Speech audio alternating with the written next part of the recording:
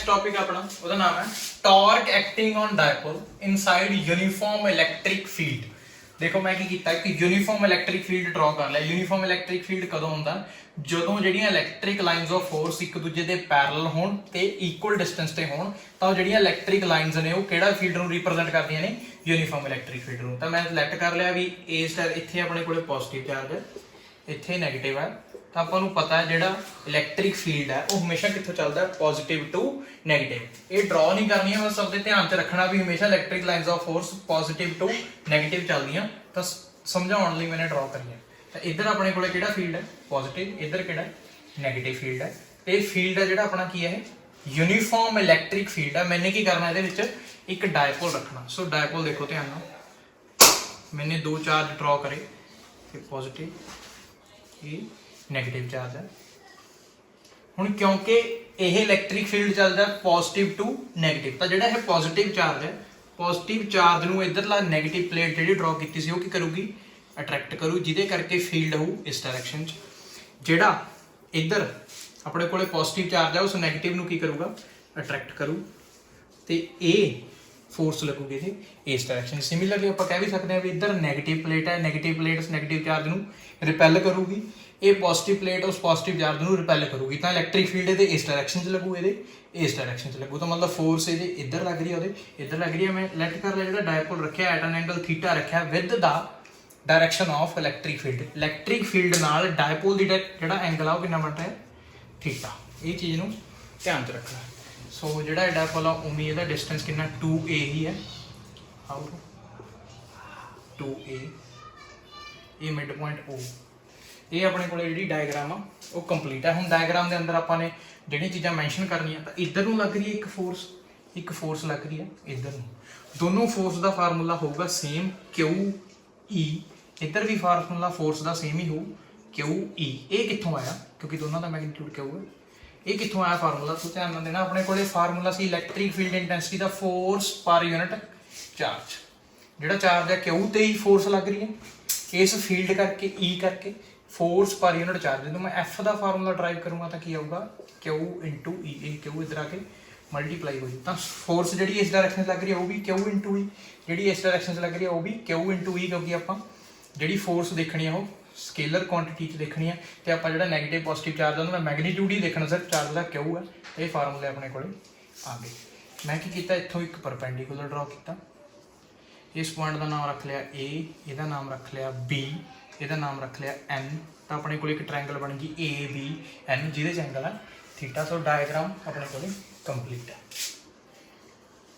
हुण अपने आर्टिकल शुरू करना। आर्टिकल च ड्राइव की करना सच टॉर्क एक्टिंग ऑन डायपोल। इस डायपोल ते टॉर्क लग रही है। सो सब तो पहला मैं टॉर्क समझाना की होंदी है जदों कोई भी किसी भी बॉडी ते दो फोर्सेस लगन टू फोर्सेस लगन इक्वल होण ते ओपोजिट किसी बॉडी ते टू फोर्सेस लगन दोने की होण इक्वल ओपोजिट होण ते डिफरेंट पॉइंट्स ते लगन। ये भी गल ध्यान च रखनी है कितने लगन डिफरेंट पॉइंट्स से। फॉर एग्जांपल मेरे को एक बॉडी है ये एक इस पॉइंट पे फोर्स लग रही है एक इस पॉइंट पे दोनों बराबर ने ते ओपोजिट ने तो ये की कर जूगी रोटेट कर जूगी। ये चीज़ की कर जूगी घूम जूगी रोटेट कर जूगी किसी एक्सिस के अराउंड। तो ये सारे जी अपने को system force system of two forces को की कहने आप टॉर्क वो चीज़ कह दें टॉर्क। सिमिलरली जे ये सेम पॉइंट पर लग रही होंगी फोर्स इत्थे लग रही होंगी इत्थे तो इस चीज़ ने रोटेट नहीं करना सी पर जो ये डिफरेंट पॉइंट्स से लग रही तो यह रोटेट कर देंगे। नाल कंडीशन की है भी डिफरेंट पॉइंट्स से लगनी चाहिए है। सो इस टॉर्क का अपने को फार्मूला होता है टॉर्क होंगी है force into perpendicular distance. Torque का फार्मूला होता है फोर्स इंटू परपेंडिकुलर डिस्टेंस। सो नैक्सट आप हम जो आर्टिकल है इस टॉर्क कढ़नी है फोर्स अपने को पई है परपेंडिकुलर डिस्टेंस पे है यदा फार्मूला ला के अपने टॉर्क कैलकुलेट करना। सो नैक्सट अपने हम देखो फार्मूला अपने को टॉर्क का टॉर्क नूं टॉ ये सिंबल है टॉर्क का टॉ नाल रिप्रजेंट करते हैं। फार्मूला सी फोर्स इंटू परपेंडिकुलर डिस्टेंस।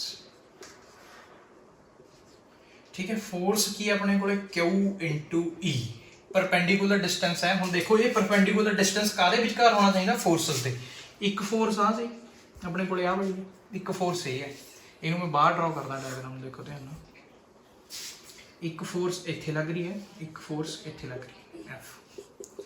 इन्हां दोनों के विचकार परपेंडिकुलर डिस्टेंस कढण लई आपां ने की करना है, इन्हां दोनों फोर्सेस दा लाइन ऑफ एक्शन वधा लेना। जिस लाइन च एक्ट कर रही है फोर्स उस लाइन नूं वधा लेना। मैनूं वधा लिया, उस पॉइंट तक वधा लेना जिस पॉइंट ते दूजी फोर्स लग रही है। उत्थों एक लाइन परपेंडिकुलर ही उस लाइन ते ड्रॉ करनी है। तो जी ये अपने को डिस्टेंस आऊगा इस अकॉर्डिंग अपने को BN, इनू कहने आप perpendicular distance between these two forces. Similarly आप इनू भी बढ़ा सकते सी, बढ़ा के ए डिस्टेंस भी लिख सकते कोई भी पॉइंट M, ठीक है, इसका नाम AM भी लिख सकते सी। आपने की करते हैं BN लेने perpendicular distance. So perpendicular distance between these two forces is equal to BN। Torque is equal to Q into ET, force का formula QE into BN। So हुण आपां ने की करना है, इस डायग्राम चो BN कैलकुलेट करनी है। BN कैलकुलेट करने लिए देखो आ डिस्टेंस है जिहड़ा है 2A ते आ एंगल है अपने कोले थीटा। हुण जिहड़ी साइड कैलकुलेट करनी है BN उहनूं रखना उपर, जिहड़ी साइड आपां नूं पता है उहनूं रखना नीचे। किहड़ी पता है? BA। BA दी वैल्यू कितनी है? 2A। हुण ध्यान नाल देखना कि ये की बन रहा है। BN in this triangle is perpendicular. BN की है अपने कोले? परपेंडिकुलर है, परपेंडिकुलर। सो 2A की है जिहड़ा पता है? Hypotenuse. So perpendicular over hypotenuse की होंदा? Sine theta. So BN calculate करना है। BN आ गया अपने कोले 2A sine theta. So torque दी इस फार्मूले च BN दी वैल्यू पुट करांगे QE 2A साइन थीटा। हुण देखो Q इंटू 2A, इनू E नूं मैं इधर लिख लेना Q into 2A into E। अपन ने पढ़िया P का देख लूँगा Q इंटू 2A, पिछे 3 आर्टिकल करने, ठीक है। सो इत्थे फार्मूला आ गया टॉर्क का Q इंटू 2A की लिख सकते अपन PE साइन थीटा। ये आ गया अपने को टॉर्क का फार्मूला। टॉर्क की है? एक वैक्टर क्वांटिटी है। सो जो आप वैक्टर फॉर्म से लिखांगे टॉ वैक्टर इज इक्वल टू, जो साइन थीटा लगे होंगे तो आपको पता किहड़ी प्रोडक्ट होंगी है? Cross product. इत्थे लिख सकते हैं P cross E। So this is the vector formula for torque. ये नाल ही छोटा जिहा एक होर आर्टिकल है, आपां ने यही डायग्राम नाल टॉर्क के फार्मूले तो जी टॉर्क लगी है ये आपने इस दे अंदर एक एनर्जी स्टोर होंगी है, पोटेंशियल एनर्जी, वह फार्मूला ड्राइव करना, नाल ही ड्राइव करने potential energy stored in the electric dipole when put inside uniform electric field. इस देखो अपने potential energy stored in dipole in uniform electric field. इस जो डायपोल है इस डायपोल च पोटेंशियल एनर्जी जी स्टोर होंगी है जो ये टॉर्क लगती है, उस पोटेंशियल एनर्जी का आपने की करना फार्मूला ड्राइव करना है। ध्यान नाल देखना फार्मूला जो भी आपने एनर्जी कैलकुलेट करनी है, किते भी आप फिजिक्स किते भी एनर्जी कैलकुलेट करते हैं तो हमेशा पहला वर्क कैलकुलेट करते हैं। सो इत्थे भी आप वर्क ही कैलकुलेट करेंगे। वर्क का फार्मूला जो किसी बॉडी से टॉर्क लगती है तो आप लिखते हैं टॉ इंटू डी थीटा।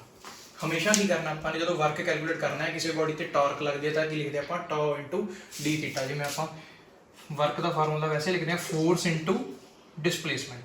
ये उदों लिखते हैं जो कोई बॉडी लीनियर मोशन होंगे, बट इत्थे किहड़ा मोशन है? रोटेटरी मोशन है, तो उत्थे फोर्स की थां ते टॉर्क आ जाती है, डिसप्लेसमेंट की थां ते angular displacement d theta. So formula आ गया वर्क का टॉ इंटू डी थीटा। इस वर्क तो आप नैक्सट की कैलकुलेट कर लाँगे एनर्जी। ये फार्मूला टी डबल्यू टॉ की value PE sine theta D theta. ये की अपने को स्मॉल वैल्यू है वर्क की। आपां की कैलकुलेट करनी है टोटल एनर्जी का टोटल वर्क कैलकुलेट करना पू। टोटल वर्क कैलकुलेट करने लिए आपां की करांगे दोनों साइड इंटीग्रेशन। सो इंटीग्रेशन की डबल्यू की integration from 0 to W total work. इत्थे आ गया PE sine theta D theta की इंटीग्रेशन फ्रॉम लेट कर ले दो एंगल ने θ1 टू θ2। सो वर्क की इंटीग्रेशन होगी W, डी डबल्यू की इंटीग्रेशन होगी W। लिमिट्स भी पुट करांगे तो 0 टू W अपने को W है। सो इत्थे PE है जिहड़ा हुआ कॉन्स्टेंट, इंटीग्रेशन आ गई θ1 to θ2 sine theta D theta. इन्ना तो पढ़िया ही होया भी साइन थीटा की जी इंटीग्रेशन है वो होंगी है कॉस थीटा। सो आ गई PE साइन थीटा की इंटीग्रेशन होंगी है माइनस cos थीटा। इत्थे लिमिट्स पुट करांगे आपां θ1 टू θ2। सो नैक्सट स्टैप च लिमिट्स देखो PE माइनस पहला पुट कर देने अपर लिमिट की जगह ते थीटा की जगह ते cos θ2 minus lower limit cos θ1। So ये अपने कोले वर्क का फार्मूला आ गया W is equal to minus PE cos θ2 minus cos θ1। ਹੁਣ ਕੀ ਕਰਨਾ ਆਪਾਂ ਨੇ ਜਿਹੜੀਆਂ ਲਿਮਿਟਸ ਨੇ ਤੇ ਐਂਗਲ ਨੇ ਲੈਟ ਕਰ ਲੈਣਾ ਵੀ ਸਟਾਰਟਿੰਗ 'ਚ ਜੋ ਐਂਗਲ ਸੀਗਾ θ1 ਉਹ ਸੀ 90 डिग्री ਤੇ ਫਾਈਨਲੀ ਜਿਹੜਾ ਐਂਗਲ ਹੋ ਗਿਆ θ2 ਉਹ ਹੋ ਗਿਆ थीटा। ਹੁਣ ਦੇਖੋ ਤੁਹਾਡੇ ਸਾਹਮਣੇ ਹੈ ਮੈਂ ਇਸ ਡਾਇਪੋਲ ਨੂੰ ਇਸ ਤਰ੍ਹਾਂ ਸਿੱਧਾ ਰੱਖਤਾ ਜਦੋਂ ਸਿੱਧਾ ਰੱਖੂੰਗਾ ਤਾਂ ਇਧਰੋਂ ਫੀਲਡ ਆ ਜਿਹੜਾ ਇਹ ਪੋਜ਼ਿਟਿਵ ਚਾਰਜ ਤੇ ਜਦੋਂ ਫੋਰਸ ਲਾਊਗਾ ਤਾਂ ਇਹ ਇਸ ਡਾਇਰੈਕਸ਼ਨ 'ਚ ਚਲਾ ਜਾਊ। ਇਹ ਨੈਗੇਟਿਵ ਚਾਰਜ ਤੇ ਜਿਹਨੂੰ ਅਟਰੈਕਟ ਕਰੂਗਾ ਪੋਜ਼ਿਟਿਵ ਚਾਰਜ ਤਾਂ ਇਸ ਡਾਇਰੈਕਸ਼ਨ ਚਲਾ ਜਾਊ। ਤਾਂ ਪਹਿਲਾਂ ਮੈंने 90 ਤੇ ਰੱਖਿਆ ਸੀ ਡਾਇਪੋਲ ਜਦੋਂ ਇਹਦੇ ਤੇ ਫੋਰਸ ਲੱਗੀ ਟਾਰਕ ਲੱਗਣ ਕਰਕੇ ਇਹ ਰੋਟੇਟ ਕਰ ਗਿਆ ਤੇ ਆ ਗਿਆ at some angle theta.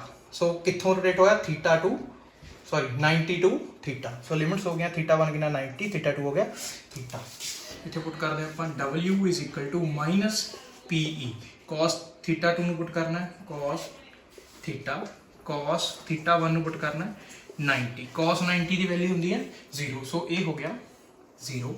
Final formula आ गया अपने A। सो W है वर्क कादे फॉर्म च चेंज हो जाता in the form of energy. ये आ गया अपने कोले U।